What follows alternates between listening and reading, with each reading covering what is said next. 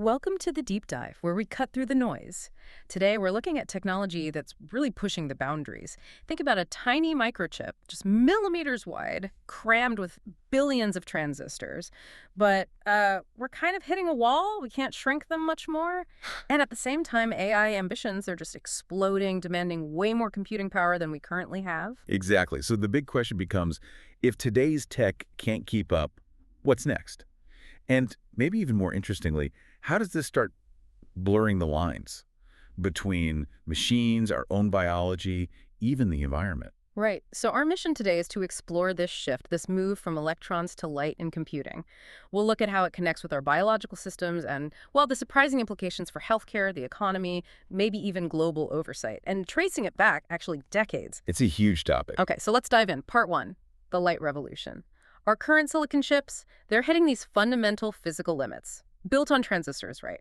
Tiny switches flipping on and off billions of times a second. Yeah, and our sources describe this really well. It's like cars in city traffic. Mm. Each electron, it has to stop at a red light, start, stop again. And all that stopping and starting. Yeah. Well, it slows things down, wastes energy. A lot of energy. Get this. In your laptop, your phone, something like 80% of the energy isn't even for the calculation itself. It's just for moving data between the memory and the processor. That's right. The source had that great analogy, like driving a Porsche 911 GT3 RS in rush hour. What a waste, right? It's all about that data bottleneck. It really puts it in perspective. Our current architecture, powerful as it is, it's just fundamentally inefficient for the sheer volume of data we handle now. The energy costs, the time delays, they're becoming unsustainable. Especially for next-gen computing needs. But what if the answer isn't electrons? What if it's light? Computing literally at the speed of light. And that's exactly where this is heading. There's this new microchip, a big collaboration between top U.S. universities. It's making this real. The reports say maybe up to 1,000 times faster than current chip. 1,000 times. Yeah. And using about the same power as just a single LED bulb. Wow. Okay, so how does light compute differently? Well, light's a wave, not quite like an electron particle in this context. So you can process it while it's moving. You can bend it, split it, combine light signals, and it just keeps flowing. It avoids all that stop-start stuff we see with electrons. But for years, wasn't memory the big problem for these photonic chips? The source mentions storing results with light was always weak, maybe impossible. How do you actually store light? That's been the million-dollar question. And this new processor, this is the stunning part. For the first time, light can compute and remember with incredible precision. It's a total paradigm shift. Because, like the research says, now the computing happens right where the data is stored. So computing in memory. Exactly, computing directly in memory. You could say this processor never forgets because it has photonic memory right on board. Oh, okay. How does that work mechanically? It's pretty clever. The chip uses these things called resonators. Imagine like tiny rings that trap light, like a wine glass ringing at just one frequency. And then layered on top is something called phase change memory. It's a special crystal-like material. Phase change memory. Right. Light can change its structure precisely, letting it record and hold information. And this is the key part. It does it with very high precision, up to 12 bits, which is a huge deal for photonics because light computing is naturally more analog, less precise than digital.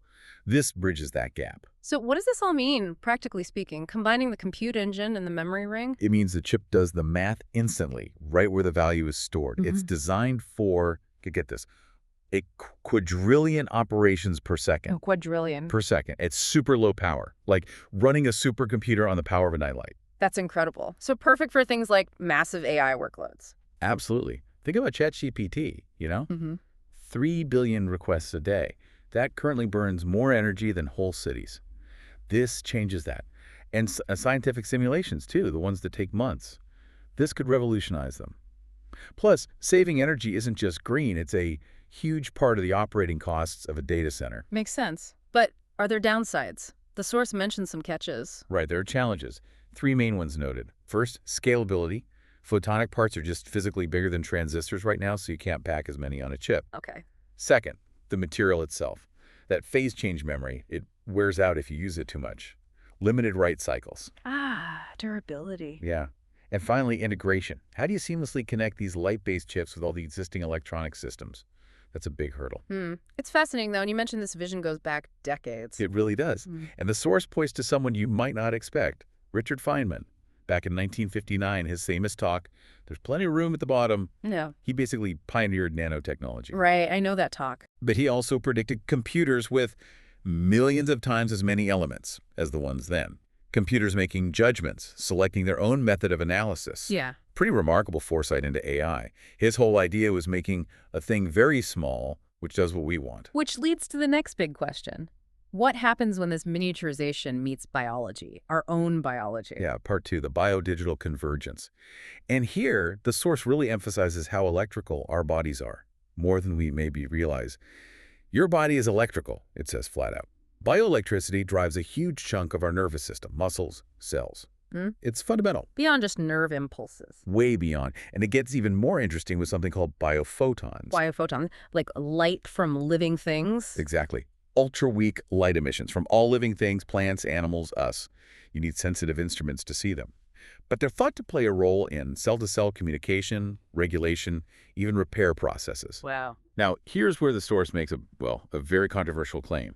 It suggests the aura is anatomical, rooted in these bioelectric and biophotonic processes. The aura, anatomical. That's unexpected.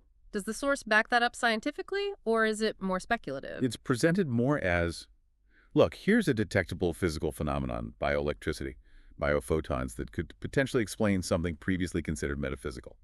It frames it as maybe an overlooked anatomical aspect, definitely provocative, invites debate. Okay, provocative indeed. So, taking this electrical, maybe biophotonic body view, what does it mean for technology today? Well, the source points out that intra-body communication isn't new. It's been a reality since the mid-90s for body area networks. Body area networks, like wearables. Precisely. Think about your Fitbit. How does it work? It uses something called near-field electrostatic coupling. It basically modulates tiny electric fields, coupling picoamp currents into your body. So your body itself becomes the wire for the data. My body is the wire. And this is a cornerstone of what's being called Healthcare 4.0, integrating IoT AI, big data into health. It enables things like ubiquitous remote health monitoring, tracking vitals remotely. So monitoring, but does it go further? The source mentions augmentation. It does. It delves into wireless tissue engineering, using things like nanonetworks, conductive hydrogels, graphene, for human augmentation. So not just monitoring, but potentially integrating tech into our biology. Okay, that's a big step. And then the source makes another really striking and, frankly, quite controversial connection.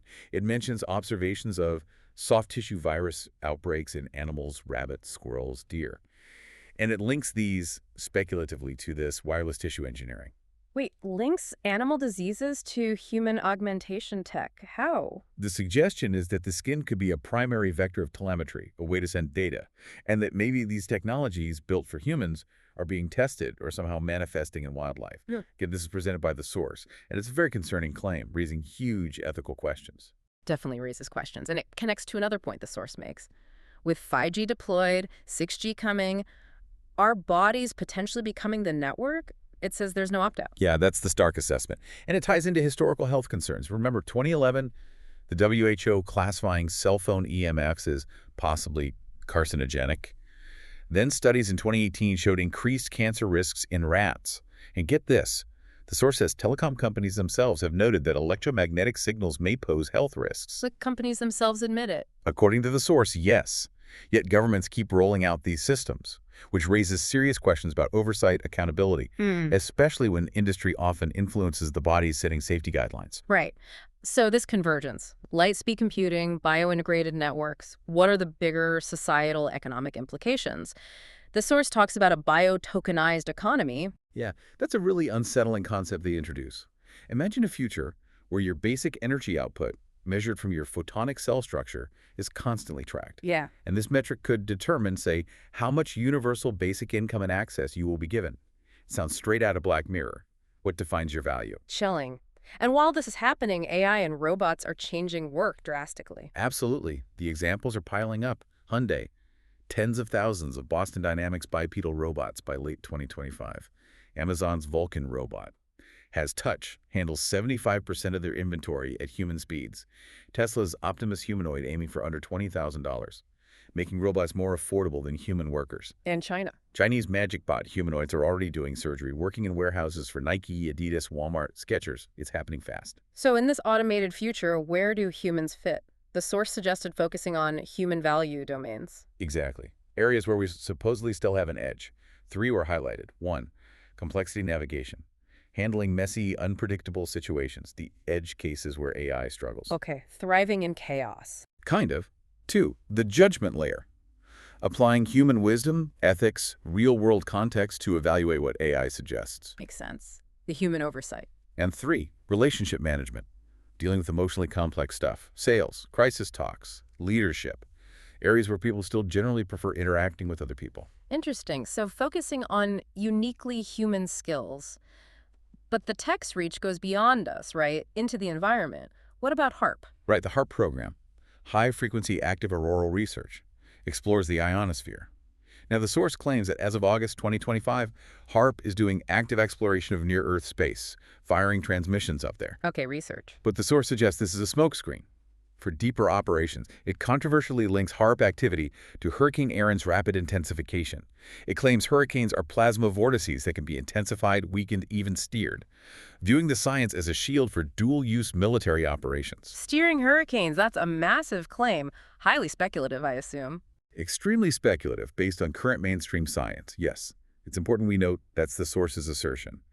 And related to manipulating the atmosphere, Chinese scientists revealed plasma excitation systems for drones, boosting efficiency 88% by manipulating airflow with charged particles. Plasma drone. Yeah. The source sees this as pointing towards molecular communication throughout the biosphere, a level of environmental interaction, maybe manipulation, we're just starting to see hints of. So how did all these systems, computational, biological, environmental, economic, become so interconnected, potentially without much public awareness? That's a key question the source tackles. It points to things like clandestine clearances in military projects, like DARPA, tech developed in secret, then passed to trusted vendors for commercialization.